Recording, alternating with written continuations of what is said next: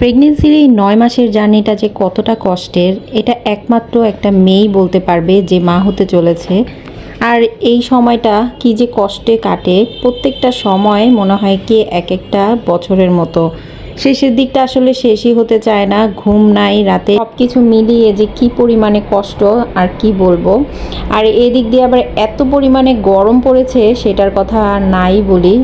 আজকে কিছু রিপোর্ট করাতে হবে, আমার ডক্টরখানায় চলে এসেছি, ডক্টর দেখাতে না আসলে কিছু টেস্ট রিপোর্ট করানোর জন্য এসেছি।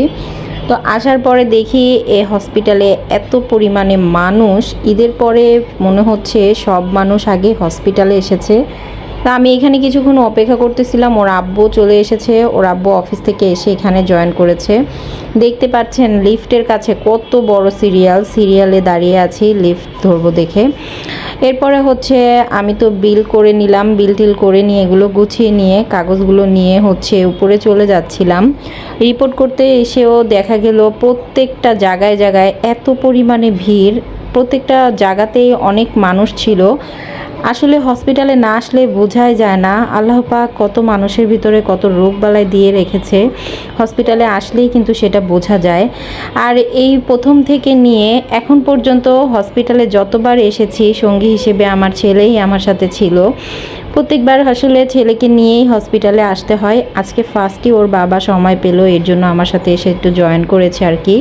তারপরে এই যে যেখানে রিপোর্ট করব সেখানে এসে বসেছিলাম, প্রচুর পরিমাণে মানুষ ছিল অপেক্ষা। আর এই অপেক্ষাগুলো যে কি কষ্টের, হসপিটালে এসে এভাবে বসে থাকতে এত বেশি বোর লাগে।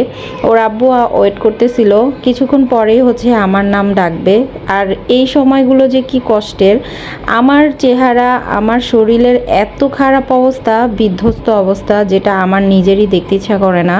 প্রেগনেন্সিতে আমার চেহারার খুবই খারাপ অবস্থা হয়ে গেছে, আর একেতে গরম। এই কারণে প্রথম বাচ্চা যখন হয়েছে তখনই মনে হয় আমার শরীর থেকে মানে সব শক্তি সব কিছু চলে গেছে, এনার্জি। দ্বিতীয় বাচ্চার সময় আসলে বুঝতেছি বাচ্চা হওয়া কতটা কষ্টের। যাই হোক, হসপিটাল থেকে বের হয়ে পাশেই ইউনিমার্ট ছিল, যার কারণে একটু ইউনিমার্টে ঢুকলাম। ইউনিমার্টটা আমার বরাবরই অনেক ভালো লাগে, তো আজকে কেন জানি ভালোই লাগতেছিল না, এর জন্য ঢোকার সাথে সাথে 5 মিনিটের মধ্যে বের হয়ে গেছি। অনেকটা রাত হয়ে গেছে, বাসায় যে আরাবি কি খাবে, এজন্য আরাবির জন্য একটা দোকান থেকে কাচ্চি নিয়ে নিচ্ছিলাম। এ পর্যায়ে আমরা বাসায় চলে এসেছি, বাসার কাছাকাছি, মানে বাসার নিচে থেকে এই কাচ্চিটা নিয়েছি। তো রাত হয়ে গেছে, ভাবলাম বাসায় যে আবার কি খাবে না খাবে, এর জন্য বাহির থেকে ওর জন্য একটু খাবার নিয়ে যাব। আর আমার জন্য হচ্ছে আমি অনেকটাই ক্রেভিংস হচ্ছিল, আমি একটু ফুচকা খাবো, কিন্তু কোনো দোকানে আমি ফুচকা পাচ্ছিলাম না, যার কারণে অনেক রাগ হচ্ছিল। পরে ফাইনালি একটা দোকানে ফুচকা পেলাম। এই দোকানটাতে অনেক কিছুই ছিল, ফুচকা থেকে শুরু করে বেলপুরি থেকে শুরু করে অনেক কিছু ছিল। দোকানের ডেকোরেশনটা অনেক সুন্দর ছিল। আর মজার ব্যাপার হচ্ছে এই দোকানটা নতুন হয়েছে আমাদের বাসার পাশেই।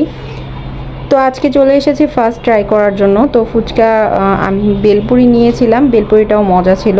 আজকের ব্লগটি কেমন লেগেছে অবশ্যই কমেন্ট করে জানাবেন, ভালো লাগলে লাইক কমেন্ট শেয়ার করে দিবেন।